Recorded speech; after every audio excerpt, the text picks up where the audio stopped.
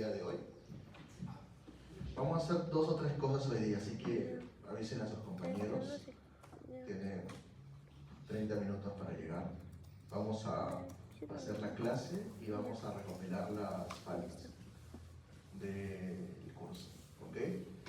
No lo vamos a hacer explícitamente, obviamente, pero si es que al final lo vamos a recapitular, pero ya saben que habíamos contabilizado algunas sesiones como asistencias, las primeras, algunas que dijimos le vamos a dar asistencias a todos y demás, pero se han recopilado asistencias durante todo el curso. Entonces hay gente que ya ha jalado y vamos a mandarle su correo. Algunos tienen chances en que asisten hoy día, así que avisen a sus compañeros si tienen esa intención, o si no, que desaprueben el curso sin ningún inconveniente, ¿no? Hoy vamos a hablar de evaluaciones económicas. No es un tema que habitualmente se toca en pregrado, no es un tema que, digamos, ni siquiera se toca muchas veces a nivel de posgrado. No es un tema reciente, es un tema bastante cotidiano que ha ido evolucionando a lo largo de toda la perspectiva, concepto de políticas en salud principalmente.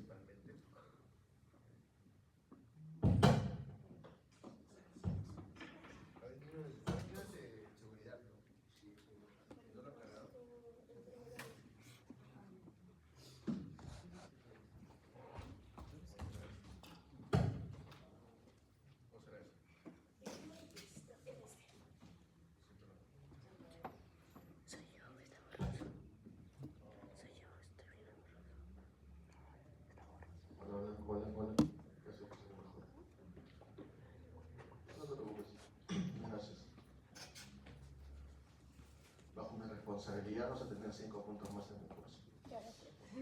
Sin ningún problema. Sí, no me dan problemas a mí aprobar, ponerle bien y jalar a quien se lo venga. Sí, debe ser un poco mi chip de universidad pública. A ver, entonces, como les comentaba, tema que no es muy redituable, digamos, a nivel de pregrado, pero es un tema que los va a perseguir siempre, ¿no? Como voy a repetir, si se dan cuenta un poco, ciertos temas del curso hemos dado un mensaje, ¿no? Y el mensaje ha sido cómo utilizamos esto para toma de decisiones, ¿no? Creo que ese es un mensaje que se repite acá, vuelvo a señalarles, es un concepto que ha evolucionado desde la aplicación de ciertas otras disciplinas en medicina a nivel de la toma de decisiones en políticas públicas, ¿no? Porque ¿en qué otra parte ustedes escuchan economía dentro del curso o dentro de la carrera, ¿no? Ustedes van a acabar medicina y van a pensar que todo es gratis, ¿no? Que todas las postas tienen que tener resonadores, que todas las postas tienen que tener todos los medicamentos habidos y por haber de su Harrison, ¿no? Porque ustedes se van a formar de esa forma, ¿no? Se van a formar de esa manera, se van a formar solo siendo un instrumento de diagnóstico y tratamiento, ¿no? ¿Qué es lo que buscamos, ¿no? Que un médico sea un buen instrumento de diagnóstico y tratamiento, ¿no? No queremos un médico que piense mucho porque nos va a joder el serums, porque nos va a fregar otras cosas dentro del sistema, ¿no? Pero la idea es que ustedes puedan entender que existen otros conceptos y disciplinas que, a pesar de que ustedes no los ven de forma habitual o no se las señalan, existen para propiciar que toda la profesión médica se lleve a cabo. El mensaje acá son 2 o 3 cosas. Existen diseños de estudio que se crearon, que se conceptualizaron para responder a ciertas preguntas que necesitamos allanar para finalmente tomar una decisión. Ojo, vuelvo a repetir, estas decisiones no son necesariamente clínicas. Tú no vas a ir a un paciente y le vas a decir, ¿te voy a dar o no te voy a dar este medicamento? Porque para mí es más costo efectivo o no, para usar el término del curso. Eso no van a decirle ustedes a un paciente a nivel individual. ¿Ok? Pero Dios quiera, mañana más tarde, algunos de ustedes logren llegar a una superescala, ¿no? Trascender más allá de la atención individual y como se quiere, ¿no? Que un médico tenga fortalezas para manejo de salud pública, y no necesariamente porque ustedes sean gestores, políticos ni demás, sino porque pueden tener participación acá o en otra parte del mundo en procesos de toma de decisiones como especialistas, y al menos nuevamente conozcan los conceptos y sepan que esto es algo importante, ¿no? Para que nuevamente justo estaba un poco estos días reflexionando al respecto de ello. Siempre uso el mismo comentario un poco tonto, ¿no? Siempre les digo, no, para que no sean como los especialistas con los que me cruzo semana a semana y no sepan nada de lo que hablan, ¿no? Y la verdad es esa, justamente ayer estaba conversando al respecto de esto y como les comenté en algún momento, es un espacio libre, ¿no? Pensar que me estén grabando, ya se salen unos años y me botan del trabajo para estar en otro lado. La idea es que yo les comenté, por ejemplo, que se hizo la Ley Nacional del Cáncer en el año 2019-2023. A raíz de la Ley Nacional del Cáncer, el Perú apertura, ¿no? ¿Qué hacen los congresistas, ¿no? Que aprobaron la ley? Medicamento oncológico gratis para todos, ¿no? ¿Y tú qué haces? Aplaudes, ¿no? Oye, qué bien, medicamento oncológico gratis para todos, ¿no? Entonces, como médico, como paciente, vas a sentir, oye, qué genial, el gobierno está respaldando el hecho de que yo voy a tener un medicamento y aperturó la ley, todos los medicamentos oncológicos, ¿eh? Todos los medicamentos oncológicos, es gratis para todos los pobladores peruanos, los que tengan adscripción a DNI e incluso tengan adscripción a un sistema de salud público, van a tener toda su medicación oncológica. Y no solo medicación, sino todas las intervenciones para oncología. Ya hemos aprendido un poco qué son intervenciones, ¿no? ¿Son solo medicamentos? No, ¿cierto? ¿Qué son? También pueden ser procedimientos, intervenciones de todo tipo, particularmente procedimientos diagnósticos, ¿no? Hay ciertas patologías oncológicas que requieren un proceso diagnóstico bastante complejo, ¿no? Y quisiéramos tenerlo, claro, y existen. Por ejemplo, hace un par de días una buena amiga me comentó que su papá le ha diagnosticado una neoplasia, una posible neoplasia maligna de pulmón y tenía que hacerle una anatomía patológica, ¿no? Y justo estaba recordando el tema de los procesos inmunohistoquímicos, ¿no? Y justo estábamos viendo los tarifarios para ver qué convenía, si es que esperaba una semana más en un hospital público o lo hacía de forma particular. Y cada proceso inmunohistoquímico en Loaiza costaba 250 y pico soles, ¿no? Cada uno. Imagínense cuánto se tienen que hacer por cáncer en un hospital subsidiado, ¿no? O sea, quiere decir que el Estado cubre una parte y aún así el paciente, para cubrir todo el diagnóstico, si el médico le indica 3 o 4 procedimientos inmunohistoquímicos, tiene que pagar 1000 soles más, solo para hacer el diagnóstico inicial, porque luego hay otro tipo de diagnósticos, ¿no? Se aprobó la ley, pero la ley tenía un candado, ¿no? Obviamente puede ser populista, pero no puede ser tan tonto, ¿no? Sabes que existen medicamentos oncológicos que no cuestan 100 soles, 200 soles, 300 soles. Hay medicamentos oncológicos que cuestan muchísimo dinero, ¿ok?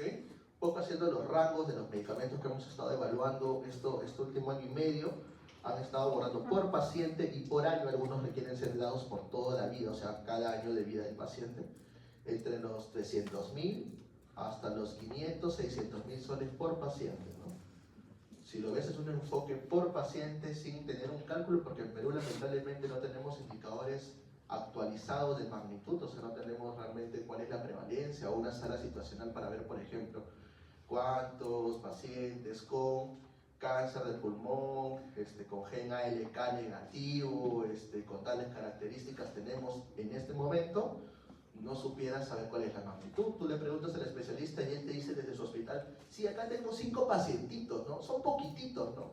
Pero son 5 por 500.000 soles cada uno por año, que hacen cerca de 2.5 millones de soles solo por el tema del medicamento, porque no estamos contando otros costos directos e indirectos que vienen otros conceptos. Y que tú dirías, oye, en el Perú hay un montón de plata, en todos lados hay un montón de plata, pero acá hay un tema que la plata tiene que ser distribuida, ¿no?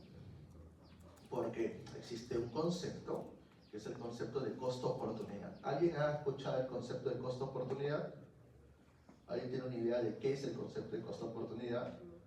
Si yo les doy a ustedes 2.000 soles, no alcanza, 3.500, no, 5.000 soles, ustedes necesitan un celular. Con 5.000 soles, ¿qué celular te comprarías? Cualquiera.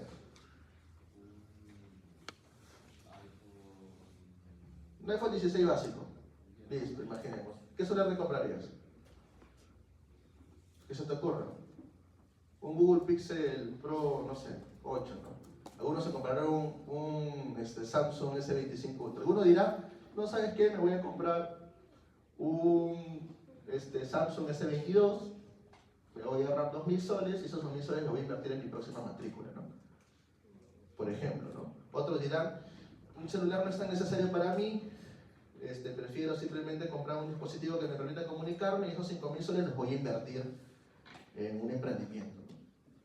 Entonces todos tomamos decisiones para usar esos recursos. Y cuando tomamos una decisión para usar un recurso, perdemos la oportunidad de usar la plata para otra cosa. Ese es la costo-oportunidad. Es el riesgo, o mejor dicho, el contexto en el cual nosotros dejamos de tener la oportunidad para adquirir algo por usar los recursos en otra cosa. Es un concepto, parece un poco tirado en los pelos, ¿no? Porque yo pensaría que es la oportunidad de comprar algo. No. La costo-oportunidad se define desde de dejar de tener la posibilidad de adquirir algo con los mismos recursos, ¿ok? Y es un concepto que es fácil de comprender, ¿cierto? Si lo vemos muy superficialmente. Ahora, ustedes, vuelvo a repetir, no los instruyen constantemente en la carrera para ver estos puntos, ¿no? Pero sí, a lo menos en estos 3 años, porque están en tercer año, ¿cierto? En cuarto. Van a repetir tercero algunos, eso es bueno porque van a tener la oportunidad de nuevamente darse cuenta de estas cosas, pero ustedes ya se dan cuenta cuando van al hospital de que no todo es gratis, ¿cierto? O sea, hasta el hecho de poder tener un paciente en cama, saben que cuesta. ¿Recuerdan COVID? 50.000 soles por hospitalizaciones en UCI. Por día o por semana, no me acuerdo cuánto era, y tú te pones a pensar, ¿cómo los costos pueden ser tan elevados? Dios mío, ¿no? ¿Cómo pueden cobrarte 10.000 soles por día en una cama de UCI? Lo que pasaba en ese momento es que, claro, es un costo elevado. O sea, 10.000 soles es prácticamente la mitad de mi sueldo, por ejemplo. Pero yo diría, ¿realmente los costos son tan elevados? ¿O es que nunca supimos cuántos eran los costos reales? Y nos sorprendemos en ese momento cuando se transparentó ello, ¿no? ¿Qué crees? ¿Que una hospitalización en una cama en un hospital cuesta como alquilar tu hotel acá en la esquina 50 soles por 6 horas? No, o sea, no cuesta así. Cuesta muchísimo dinero porque involucra no solo tener el espacio, sino involucra muchas otras cuestiones que en un enfoque de costos tienen que ser correctamente desglosados, cuantificados y presentados. Y obviamente, por eso es tan importante que nosotros entendamos. Si nosotros comprendemos que todo tiene un valor y que por tener un valor tiene que ser bien utilizado, nosotros entendemos adicionalmente que tomar la decisión de cómo usar ello me impide utilizarlo para otras cosas. Lo que sucede, por ejemplo, oye, tengo nuevamente con COVID, ¿no? Soy de UCI, ¿y qué hacían algunos sociólogos? Vendían sus camas de UCI, ¿no? Si eso a ustedes les habrá pasado en su entorno familiar, ¿no? O personal. A mí me pasó con un familiar cercano. No era un familiar en sí, pero era muy allegado de mi abuelo. Y le llegaron a cobrar, por ejemplo, ¿no? Oye, sí, dame 10.000 soles, 15.000 soles y te aseguramos tu cama, ¿no? ¿Por qué? Porque cuando nos conviene sí vemos el valor de las cosas, ¿no? La situación es la siguiente, ¿no?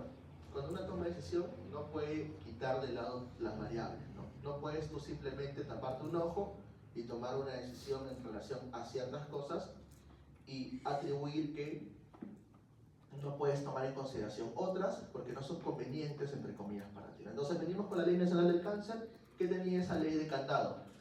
Por si acaso los medicamentos de alto costo tienen que pasar por una evaluación adicional antes de que yo los pueda ingresar al denominado Petitorio Nacional Único de Medicamentos Esenciales del Perú, el PENUME. ¿Alguien sabe qué es el PENUME? ¿Alguien lo ha visto? No lo han visto, no les enseñan. Solo les enseñan medicamentos de Europa, de Estados Unidos, ni siquiera saben qué tienen acá.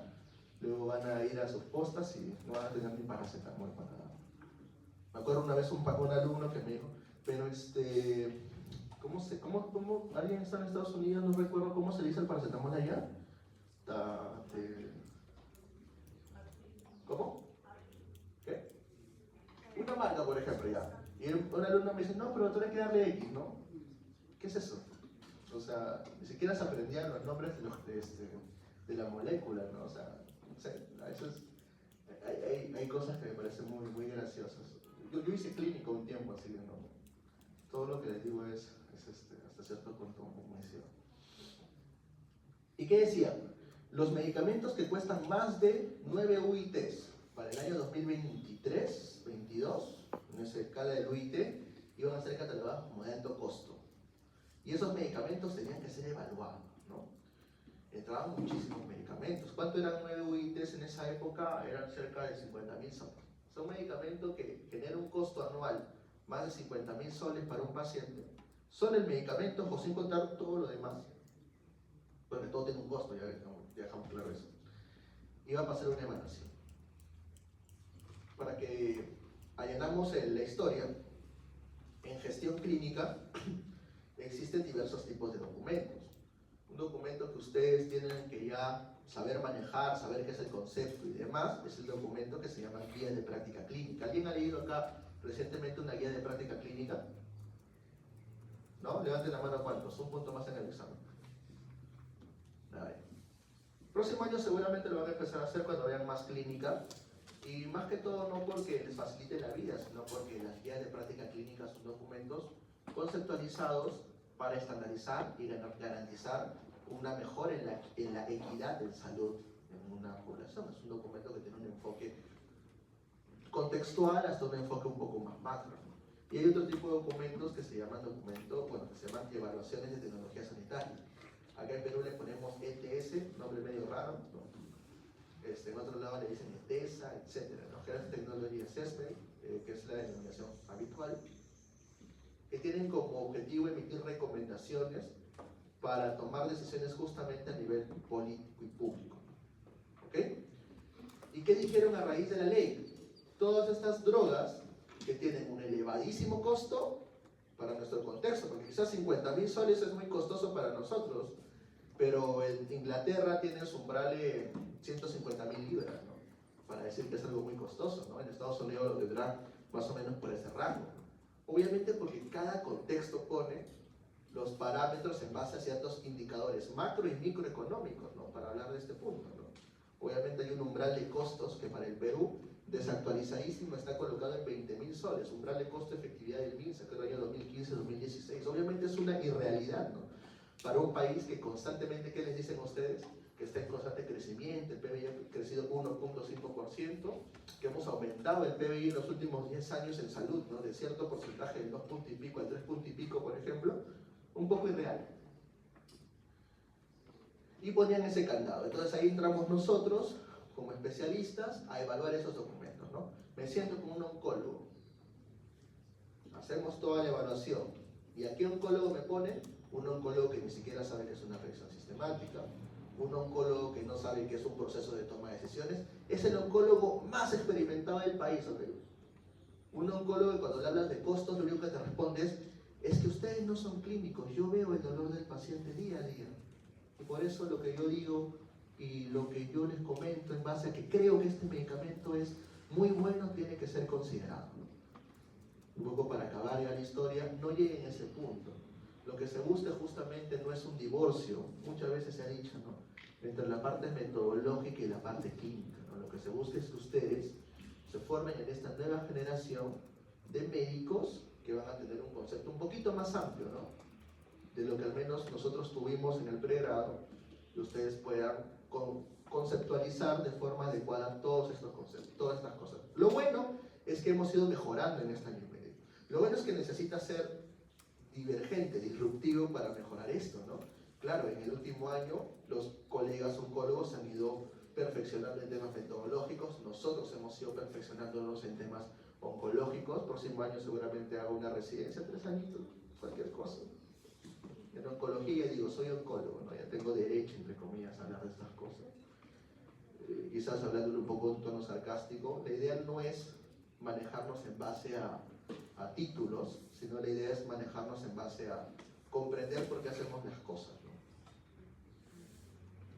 Costo-efectividad es un concepto relacionado justamente a computar o a tener una interpretación de dos cosas. Por una parte, el concepto de costos, que es de lo que hemos hablado en estos primeros 15 minutos. ¿Okay? Los costos son básicamente tan simples como lo que hacen ustedes, sus padres, todos los días, ¿no? Todos los días estamos, por ejemplo, manejando nuestra canasta básica, recibimos un sueldo al mes y distribuimos eso para pagar ciertas cosas, sabemos cuánto cuestan ciertas cosas, ustedes saben cuánto les cuesta el taxi, el bus para llegar hasta este lugar, saben cuánto les cuesta su alimentación y demás. Pero, por ejemplo, yo puedo decir que ese dinero puede representar una unidad de beneficio, ¿no? Por ejemplo, en caso de ustedes, si ustedes pagan 50 soles un taxi porque están tarde para un examen y aprueban el examen, esos 50 soles, ¿qué significaron? Valieron la pena. O sea, esos 50 soles dijeron, pero si ustedes pagan 50 centavos un bus porque se despertaron temprano y aprobaron el examen, quizás valieron más la pena, porque tienes 49 soles 50 más que lo puedes utilizar para irte al cine con tu enamorado, con tu enamorada, lo que ya no alcanza 50 soles para ir al cine. ¿Y qué pasa si lo desaprueban? No solo fue dinero perdido, entre comillas, sino que no representó un beneficio para ustedes. ¿Qué pasa si yo invierto 1 millón de soles y salvo a 1 millón de personas? Cada sol representó una unidad de beneficio tomando desde perspectiva, ¿qué cosa? La perspectiva de la persona superviviente, ¿no? ¿Y qué pasa si yo tengo un mismo medicamento que invirtiendo el mismo 1 millón de soles me salva a una persona? ¿Tendríamos la misma concepción? ¿Tendríamos la misma apreciación? ¿El mismo juicio de valor en relación a ese medicamento? Seguramente no, porque rápidamente ustedes van a pensar en que no vale la pena invertir tanto en un medicamento que me va a salvar a tan poquitas personas, teniendo otro medicamento que invirtiendo lo mismo me salva a un montón de gente. Entonces, el concepto de costo-efectividad es un concepto que ustedes sí lo van a ver constantemente en medicina. Es un concepto que confluye dos temas, ¿no? Dos puntos. Un concepto de efectividad, también puedes hablar de costos en relación a daños, ¿no? Obviamente, qué cosas dándolas más me impiden o me limitan ciertos eventos adversos, pero el enfoque de beneficio es lo que se busca acá tener bastante claro. Y de otra parte, el enfoque de costos, ¿no? Cuando hablamos de beneficios, ¿a qué les recuerdan? Efectividad, eficacia. A todos los diseños que hemos visto en los últimos meses, ¿no? Habíamos visto que hay diseños, claro, al inicio, diseños que no nos ayudaban, solo nos ayudaban a describir cosas, ¿no? Luego vimos algunos diseños que sí nos ayudaban a entender, oye, ¿qué quiere medicina? Verse una intervención es mejor que otra, ¿no? Entonces ya empiezo a ver qué es más beneficioso, qué es más dañino. Entonces, todo el tema de beneficios se puede medir de diversas formas. En este caso, la efectividad también se puede medir de diversas formas, pero el concepto adicional que vamos a ver en esta sesión es el concepto de costos. Y ahora, para hacerlo más complejo y iniciar con las pocas diapos que son, el concepto de costo-efectividad es uno de los conceptos que están englobados dentro de un concepto mayor, que es el concepto de evaluaciones económicas. Las evaluaciones económicas son tan simples como un simple costeo, que ojo, hasta un costeo puede ser complejo, ¿ok? O pueden ser tan complicadas como teniendo la necesidad de hacerte proyecciones hacia el futuro con un horizonte temporal muy alto o muy grande y entrar al concepto de lo que son los modelamientos económicos, que son conceptos muy avanzados, quizás poco a poco menos avanzados, pero que involucran, por ejemplo, utilizar estadística determinística, bayesiana o no bayesiana, para poder decirte, ¿sabes qué? Si tú en este momento inviertes 1 millón de soles en esta enfermedad, en 50 años, eso te va a representar un ahorro en tales cosas o un gasto adicional en tales cosas. existen conceptos dentro del enfoque de evaluaciones económicas, diversos diseños, no solo los diseños de costo-efectividad, diseños de costeos, costo-minimización, costo-efectividad, costo-eficacia, costo-utilidad, etcétera, etcétera, etcétera. Es un concepto más amplio.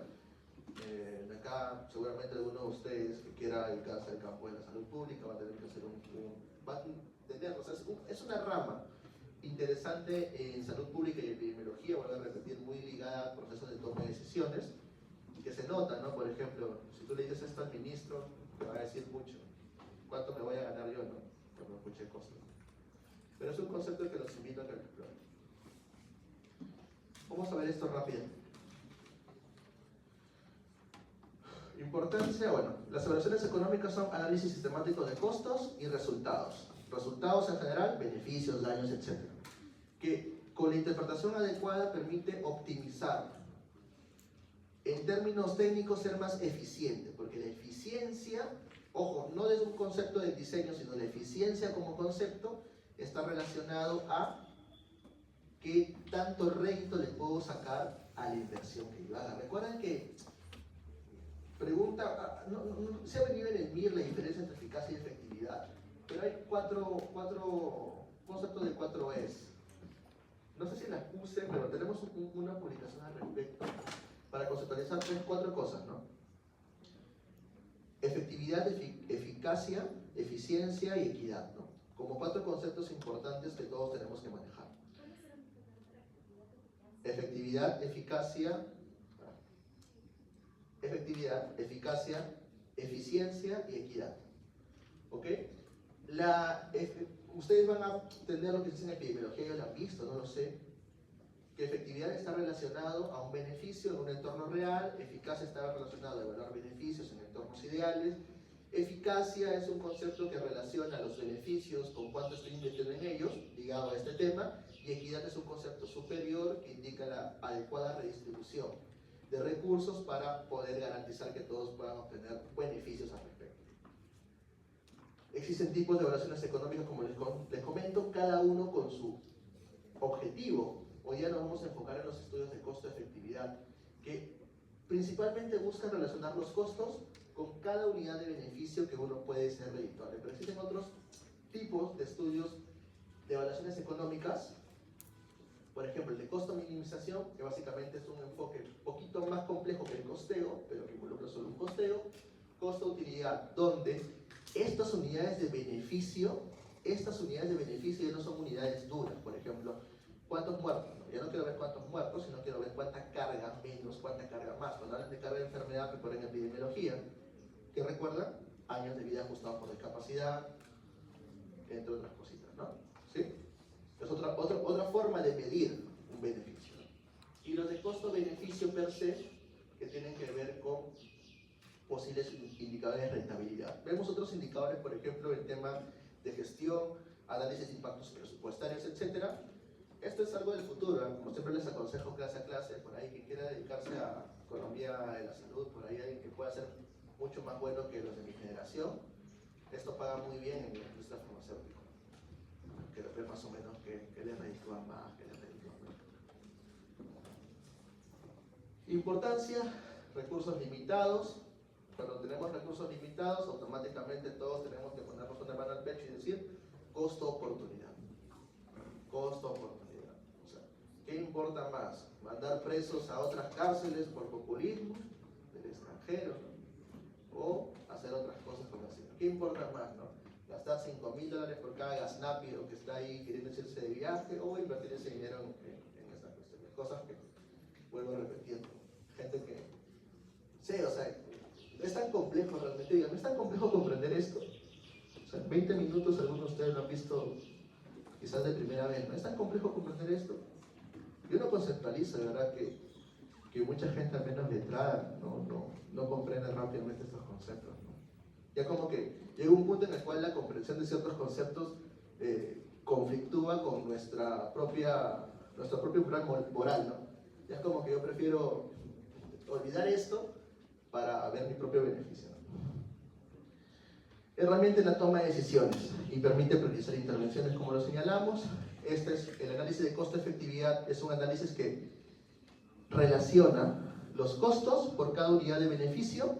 El RISE en español, ICER en inglés, es la medida, la unidad, la estimación de efecto que se habló en estos estudios. Cuando habla de estimación de efecto, habla de una medida, en este caso es una medida dimensional, pero muchas veces son medidas adimensionales que nos ayudan a calcular la magnitud de un resultado. Ejemplos de estimadores de efecto: RR o R, una medida de magnitud de la prevalencia, etcétera, ¿no? Que nos ayudan a entender, por ejemplo, un RR, cuánto más riesgo hay de tener algo en comparación a no tenerlo. Acá también, el ICER o el RISE nos ayudan a entender cuánto más plata necesito o cuánta menos, bueno, cuánta más plata, cuánta plata necesito por cada unidad de beneficio. Y dependiendo cómo tú lo contrastes, puedes determinar 4 escenarios, pero básicamente vamos a hablar de los 2 escenarios que van a ser fáciles de comprender para ustedes. Un escenario de gastos y un escenario de ahorros, ¿no? Si yo digo que una intervención me genera, imaginemos, yo este mes tengo para gastar 5.000 soles, ¿ok? Y yo este mes veo que hacer una actividad, por ejemplo, irme de viaje con mi familia a Río, me sale 8.000 soles, obviamente estoy en el área de gasto, ¿no? Gasto mucho más. Pero irme acá a Arequipa me sale 3.000 solcitos, estoy en una zona de ahorro, ¿no? Obviamente es lógico entender que lo que buscamos desde una perspectiva económica es ahorrar más, ¿no? Pero, vuelvo a repetir, hay escenarios donde el gasto puede ser más beneficioso, no en ese momento, porque acá viene la complejidad, ¿no? En medicina no solo vemos el enfoque de gastos en el momento, podemos enfocarnos en qué tanto un gasto fuerte en este momento me genera un rédito en un futuro, ¿no? Que es, por ejemplo, lo que yo a veces siempre le aconsejo a mi hermana. ¿Okay? Yo le digo, oye, ¿vivir endeudado está bien? Me pregunto. Depende. Si tu deuda te genera réditos, qué bien, ¿no? Pero si tu deuda te genera que estés constantemente en Infocor, está mal. O sea, porque si yo agarro mi deuda y me compro, no sé, un Rolex ahora, porque quiero tener un relojazo para que ustedes no vean, puede estar fregado, ¿no? Pero si yo agarro e invierto en un negocio, en este momento me endeudo con 100.000 soles, posiblemente en un futuro esto tenga un mejor impacto en mi economía. Entonces, véanlo desde esa perspectiva. Esta es una unidad que nos ayuda justamente a empezar a comprender ese sistema, ¿no? Ahora, un ICER, un RISE alto, generalmente puede no ser costeable, obviamente. Si yo en este momento, con la precariedad del sistema público peruano, con poca inversión del gasto público en salud, te digo que una intervención requiere mucha plata para generar tantos beneficios, posiblemente yo le diga no, ¿cierto? Pero vuelvo a repetir, véanlo como un tema o de momento o que se puede ver en diversas etapas posteriores, ¿ok? Entonces, el ICER evalúa el costo adicional que involucraría obtener cada unidad de beneficio. Ya sabemos que hay diferentes estudios. Las unidades de beneficio son unidades clínicas. Cuando hablamos de unidades clínicas, hablamos de ciertos resultados clínicos directos. Por ejemplo, número de pacientes sin diarrea, número de pacientes que viven, que mueren, número de eventos adversos que yo puedo evitar, etc. El análisis puede tener diferentes perspectivas. Yo puedo tener un análisis desde la perspectiva, por ejemplo, del paciente. ¿Cuál es el análisis desde la perspectiva del paciente? ¿Qué es lo que define el enfoque del análisis? Lo que define el enfoque del análisis es de dónde yo saco los costos y hacia quién van impactando esos costos. Si yo quiero hacer un costeo, algo básico, tomando de referencia lo que a ustedes les cuesta a ustedes venir a la universidad, yo diría, a ustedes les cuesta diariamente 5 soles, 10 soles, 15 soles por 30, pueden ser 300, 400. Pero si yo lo costeo desde la perspectiva de sus padres van a decir, A mí no me cuesta 300 soles, a mí me cuesta a este tipo, esta tipa, 300 soles su pasaje, más 100 soles de su luz y de su agua, más 200 soles de su comida, más 2000 soles de su matrícula, y ya es una perspectiva diferente. ¿Se comprende, cierto? ¿Sí? ¿Se comprende? Entonces, acá, la forma en la cual tú evalúas costos puede ser desde el paciente, obviamente al paciente que le importa cuánto yo pago por un medicamento, cuánto yo pago, por ejemplo, o cuánto yo dejo de percibir si es que estoy enfermo. Esa es la diferencia entre costos directos e indirectos. El costo directo es el costo, la unidad monetaria que se le atribuye a específicamente la intervención o al conjunto de procedimientos o intervenciones que están relacionados al manejo de la enfermedad.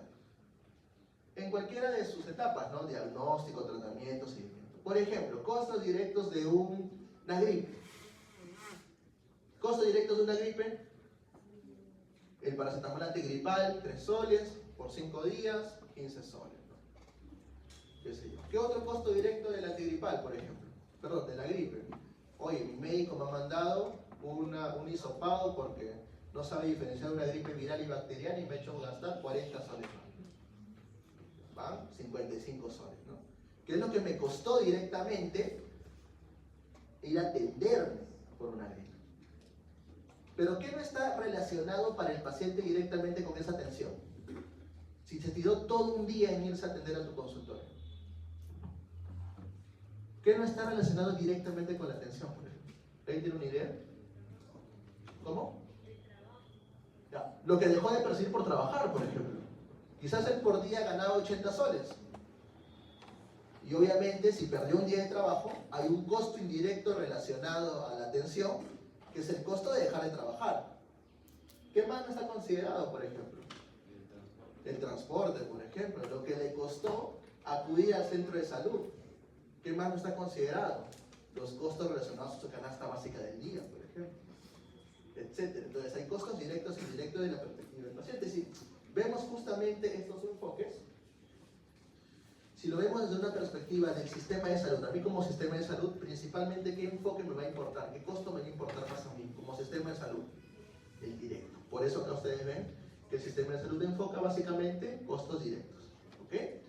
Por eso cuando ustedes vean evaluación económica desde una perspectiva del sistema de salud, oye, qué mal el sistema, ¿no? Solo cuenta cuánto está gastando en la plata. Claro, porque el sistema de salud va a gastar millones, ¿no? Y es un poco complicado en el sistema de salud saber indirectamente cada persona cuánto puede gastar de forma indirecta, ¿no? Y otra perspectiva que es una perspectiva más macro, ideal, es la perspectiva de la sociedad, que obviamente no solamente involucra los costos, sino va a haber un concepto superior que habla del impacto de estos costos justamente en la economía global, ¿no? Acá ya vemos un tema más amplio. Por ejemplo, esta es una discusión que podemos hablarla a nivel de COVID, vacuna de COVID, por ejemplo. Vacuna de corona, en vacuna de corona se puede discutir de esto, ¿no? Realmente, ¿cuál ha sido el impacto de la vacuna de corona desde una perspectiva individual de salud, y es una intervención global, ¿no?, en nuestra sociedad? Entonces acá están costos directos, costos indirectos, que ustedes ya han representado, costos intangibles, hay cosas que no se pueden costear. Es la misma perspectiva que ustedes le dan a las cosas suntuarias que tienen. Hoy este reloj de acá cuesta 150 soles, pero para mí cuesta muchísimo más porque es un regalo a mi madre, por ejemplo. Hay cosas que no se pueden costear en salud, es cierto. Tú no puedes costear el dolor de un paciente con cáncer, por ejemplo. A pesar que le puedas dar un precio, ¿no? Algunos dicen, todo tiene un precio, ¿no? Hay cosas que realmente no tienen un precio, ¿no? Todos tienen un precio, así es, las películas, ¿no? Pero en la realidad no. Y vuelvo a repetir acá la efectividad como concepto. La efectividad o beneficio. Acá va a haber una disyuntiva para que no lo confundan. Cuando hablamos de experimentos aleatorizados, ¿qué les decía yo? Eficacia, unidad de beneficio ideal. Acá entendamos que el concepto realmente no es tan disgregable. el concepto de efectividad ya es suficiente para hablar de toda unidad de beneficio. Y realmente cuando hablamos de cualquier unidad de beneficio, para este tipo de estudios sacamos la unidad de beneficio de los ensayos, pero también de estudios observacionales, pero también de registros en salud, para que, digamos así, ¿no? Para que no suene feo, estudio de costo / efectividad y eficacia, la efectividad ya engloba todos estos conceptos. Se pueden utilizar estas medidas clínicas directas, como les estoy comentando hace un rato, unidades clínicas medidas o cuantificadas directamente el proceso, y básicamente tú puedes concluir de esta forma, ¿no? Que un medicamento puede reducir cierto evento y puede generar o gastos o ahorros en relación o a pesar de el costo que tú estás interpretando, que tú estás analizando.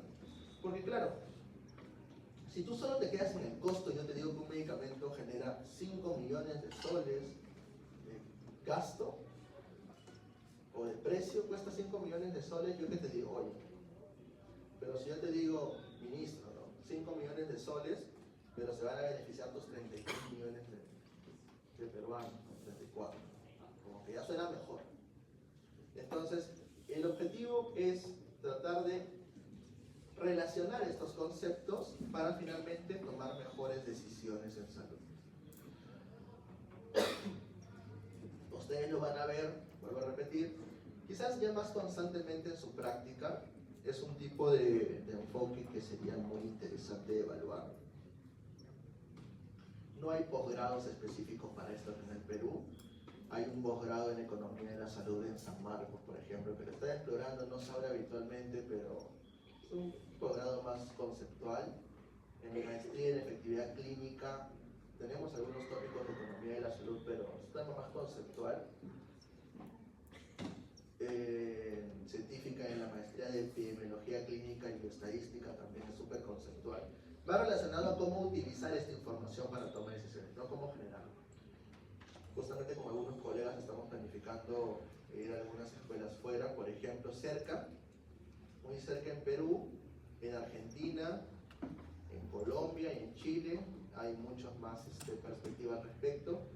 El próximo semestre voy a estar en Argentina, así que los que jalen no los voy a ver, para justamente tocar temas de economía de la salud y empezar a hacer ya justamente cálculos, ¿no? En temas de modelamientos económicos, y si Dios quiere, con algunos colegas el próximo año vamos a ir a Londres a justamente estudiar modelamientos económicos en toma de decisiones. Es una perspectiva muy reciente, pero se lo digo porque Dios quiera mañana más tarde ustedes le puedan tomar interés y se requiere mucho. Acá en Perú, desde un inicio les comenté que somos muy pocas personas las que nos dedicamos a tomar decisiones. Justo la vez pasada les estamos contando que no llegamos a pasar de los 50, y eso que esos 50, 30 han empezado hace un año y medio. Es como que es muy reciente porque estamos recibiendo mucha gente que está interesada en ello. Entonces, quizás de acá a unos años, si abramos una maestría acá al respecto, por ahí, si a alguno le interesa mañana más tarde temas de política en salud y temas de toma de decisiones, los invito a que exploren este campo. Porque el campo de gobernabilidad, el campo de gestión, lo hacen todos. No todos tienen ahí, van ahí de la UCD, la Pedro Rodríguez, de San Martín, de todos lados. Su posgrado en gestión, en gobernabilidad, política, ¿no? Me acuerdo de esa gente que le gusta católica, no, políticas públicas en economía. Pero al menos en economía yo considero particularmente que la gente en salud en nuestro país, que es un país de medianos y bajos ingresos, donde obviamente los recursos son más limitados. A veces yo me pongo a pensar al Perú, con los que nos gobiernan, que a Perú ¿qué somos? ¿Qué tipo de sistema de salud tenemos? Tenemos un sistema de salud social, privado, los dos extremos, ¿no? Social, de Estado, Cuba, ¿no? El otro extremo, ¿no? Casi totalmente privatizado, Estados Unidos. Ustedes ven las series americanas y creen que todo está bien, van a las calles en Estados Unidos y la gente no tiene cómo atenderse. Van al otro lado y en teoría tienen unos mejores indicadores de salud, pero están en el otro extremo. O somos un sistema mixto, un sistema social de Estado como se conceptualizan los sistemas europeos, que también tienen problemas, ¿no? Que básicamente ellos, por tener un sistema social, no está abierto, no está libre, es un sistema social. Allá en teoría tú no pagas por el sistema, pero te mochan un montón de impuestos, te restringen varias cosas porque están tratando de apelar a lo muy efectivo para poder brindártelo. Quizás sea un sistema que no todos les agrade, pero que es un sistema que puede funcionar mejor, ¿no? Siempre nos han enseñado a nosotros los mejores sistemas de salud, ¿no? Hong Kong, Australia, Inglaterra, ¿no? Como sistemas no solo que son mejores por los indicadores, sino que son mejores por cómo funciona el sistema para evaluar ese tipo de conceptos desde una perspectiva del sistema de salud. Entonces, empecemos a ver la medicina de esta perspectiva, empecemos a explorar estos campos, los invito a que exploren estos campos. En Training Cochrane hay un par de módulos de economía de la salud, los invito a que los exploren. Estoy seguro que va a ser algo muy redituable, nuevamente, no solo para que conversen en una reunión y algo, sino para que puedan ver nuevas perspectivas de trabajo. Recordemos que muchas veces uno, y es un consejo final, las limitaciones ya la van a ver. El tema de Qualis, complejo, no lo toquen al segundo punto, realmente es algo que va más allá de eso. Sí, no siempre refleja la realidad, porque, por ejemplo, si acá en Perú hacemos un estudio de costo-efectividad, ¿qué datos vamos a tomar de ensayos clínicos aleatorizados? ¿Se hacen tantos ensayos clínicos aleatorizados en Perú? No, señor. Se lo agarro y tengo mis costos, pero los cuantifico con un ensayo clínico aleatorizado alemán, americano. ¿Realmente va a reflejar la unidad de efectividad que se puede obtener en ese contexto? No, o sea, tiene sus cositas. Y justamente muchas veces las faltas de datos nos pueden llevar a situaciones erróneas. Claro, acá en Perú, por ejemplo, hemos evaluado un año y medio todas estas drogas oncológicas y hemos evaluado costo-efectividad de una forma indirecta, y en casi todas hemos concluido que no hay datos de costo-efectividad, lo que obviamente puede sesgar una toma de decisiones. Nosotros también nos ponemos una mano al pecho y reconocemos que no hemos hecho quizás en algunas ocasiones algo adecuado, pero es lo que involucra en el contexto actual. Y ahora para cerrarlo, ¿no? Como consejo final. Yo me dediqué 4 años a la medicina clínica, sí, muy bien, ¿no? Obviamente te mueven otras motivaciones, ¿no? Para hacer ciertas cosas. Sientes que eres mejor en ciertas cosas para que tomes decisiones. Pero lo bueno que te da esta carrera es que te da muchas posibilidades en las cuales te puedes desenvolver. Muchas posibilidades. ¿Okay? Ustedes ya deben haberse dado cuenta que no solo es ir a un hospital, ¿no? Hay muchas otras cosas que puedes hacer en medicina. Entonces, no solo reconozcan esta carrera por la cual se están sacrificando por el hecho de que ustedes tienen un camino que lleva a un solo lado. Tengan varias opciones. Porque lo que les va a dar más tranquilidad en esta vida, yo digo de consejo, un poco más viejo que ustedes, es tener la posibilidad de opciones a las cuales tú puedes aspirar si es que las cosas no van tan bien como tú las tenías planificado. Tú no sabes si mañana hay otra pandemia y te friega tu carrera, por ejemplo. Ese es un buen campo, es una buena posibilidad, explórenla. Los invito. Quizás economía no les ha gustado tanto como este curso. Si yo soy epidemia seguro les gustaría más, pero les jalaría más. El tema es que lo vean como una opción. Yo espero de acá, en algunos años, ver a varios de ustedes interesados en esto. ¿Hay para hacer investigación en el país de esto? Sí. ¿Hay para formarse acá y afuera de esto? Sí. Como les comenté en alguna ocasión, ¿no? Si tú vas a otro lado y dices, soy peruano, quiero hacer medicina transnacional, te van a ver las puertas en Stanford, en Harvard, ¿no? Acá también hay muy pocas personas que se dedican a hacer esto. Y habitualmente ha sido algo curioso, ¿no? Tenemos muchos profesionales buenos en estos en el país. O no han sido muy considerados con ellos, me refiero. No, ellos están acá o están en otros lados. Pero en el país no ha habido muchas opciones para que ellos vengan en su generación. Y muchos de ellos están en la parte privada. Una de mis mentoras, Margarita Pozo, que hizo un doctorado en Economía de la Salud en York hace algunos años, acabó, por ejemplo, en Sanofi, trabajando antes de pandemia, ¿no? O sea, prefieren irse a la parte privada, ¿no? ¿Saben? Si me aguantan del 10 si no voy a la parte privada. O sea, me iría mejor, ¿no? Entre comillas. Pero obviamente hay ciertas etapas en la vida donde uno quiere contribuir con ciertos aspectos que considera relevantes. Así que véanlo como una opción, los invito, vuelvo a repetir, ya el próximo semestre voy a estar más libre. Quien quiera trabajar conceptos al respecto de esto, de estos temas, toma de decisiones, empezar a ver economía de la salud, síntesis de evidencia, pueden contactarme. No me ofrezco a asesorar tesis porque es una gran responsabilidad, pero sí por ahí tengo algunas ideas en las cuales podemos colaborar. ¿Ok? Mañana más tarde, si quieren alguna recomendación en relación a cómo aplicar estos programas, también nos pueden contactar. Mi grupo principal está en la Universidad Científica, así que igual no tenemos problemas con hacer colaboraciones interinstitucionales y pues estamos abiertos para poder apoyarnos y contribuir en este tema. Esta ha sido la última clase, solo voy a dar 2 indicaciones adicionales. La primera es que la gran cantidad del examen, la gran cantidad de preguntas, están abocadas a 3 temas. A experimentos, bueno, que son los 3 temas, ¿no? Experimentos en general, síntesis,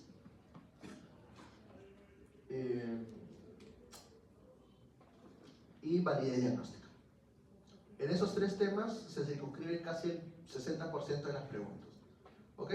Unas preguntas chocolateadas de la clase, perdón, del bloque previo, del bloque inicial. ¿Ok?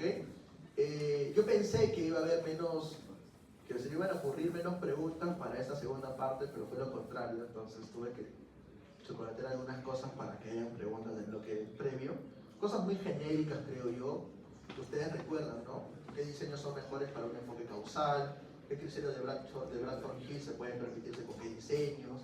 En experimentos, por ejemplo, ¿no? El tema de para qué se hacen experimentos, cuál es la conceptualización de una aleatorización, validez y, bueno, de exactitud diagnóstica, comprender bien los conceptos básicos de validez y precisión, el concepto de síntesis de evidencia, conocer para qué sirve una síntesis de evidencia y cuáles son las etapas más primordiales de esto y cómo se diferencia de una síntesis narrativa. Son cosas muy genéricas. Y hay algunas preguntas que obviamente les voy a impedir llegar al 20 que son más complejas, ¿no? Entonces la idea es que un poco se puedan ir orientando en ello. No sé qué más información quieres que les dé, Perla. ¿Está bien con eso? ¿Se podría brindar algún balotario con los puntos específicos de cada tema, como en el bloque pasado? ¿Se hizo el bloque pasado? Sí. ¿Cuándo? Sí, usted me mandó. ¿Sí? Ya, pero el balotario va a decir lo siguiente, ¿no? Ensayos clínicos, validez diagnóstica, revisiones sistemáticas y los puntos que les comento, ¿no? Diferencias entre estos diseños, enfoques de causalidad, aplicabilidad de cada uno de los diseños, particularmente para ensayos y para revisiones, y básicamente en ello, no creería que dijera algo más. Si me acuerdo, me vas a acordar si tengo tiempo esta tarde para hacer algo. En la clase pasada, en revisiones de alcance, usted mencionó algo sobre una revista de Manuel Cochrane, el capítulo 2, dijo que iba a agarrar de ahí. Ah, sí, hay un par de preguntas, no solo de Manuel Cochrane, hay una pregunta, no, hay 2, que son de Cochrane Training, o sea, de Evidence Essentials. O sea, y hay 2 preguntas que son algo así como, según los conceptos que usted ha revisado en Evidence Essentials, ¿qué opina respecto a esta cuestión? Hay 3 o 4 preguntas que son múltiples y hay alguna pregunta que no se agarra directamente del Manual Cochrane, o sea, no es el capítulo 2, o sea, sí es el capítulo 2 porque te pregunta sobre qué es la diferencia entre las revisiones y estas cosas, pero hay una del capítulo 8, o hay 2 del capítulo 8, que es el capítulo de riesgo de sesgos, que vuelvo a repetir, riesgo de sesgo no es un concepto directo de diseños. No voy a aceptar reclamos, porque lo estoy diciendo ahora y lo hemos hablado durante la clase de los principales sesgos que se pueden identificar en un ensayo clínico. Ya podemos hablar del sesgo de selección, del sesgo de organización, del sesgo de detección. Y son preguntas bastante genéricas, así que no voy a aceptar reclamos al respecto. Están ahí, si lo quieren revisar más a profundidad, el capítulo 8, lo copian, lo colocan en ChatGPT y le dicen, resúmeme los principales sesgos. De verdad, lo pueden hacer porque salud, la idea no es, o sea, pueden utilizar la inteligencia artificial para que les resuma las cosas, ¿no? O sea, y pueden utilizarla, no hay mayor cuestión, son cosas muy básicas. Recuerdan el ejemplo que les dimos, ¿no? Oye, ¿es correcto cegar o la cirugía versus un tratamiento farmacológico y cosas así? Tiene más o menos esa lógica. ¿Alguna pregunta adicional? ¿No? Listo. Ven, Perla, para ver esa cuestión final. Gracias. Vamos a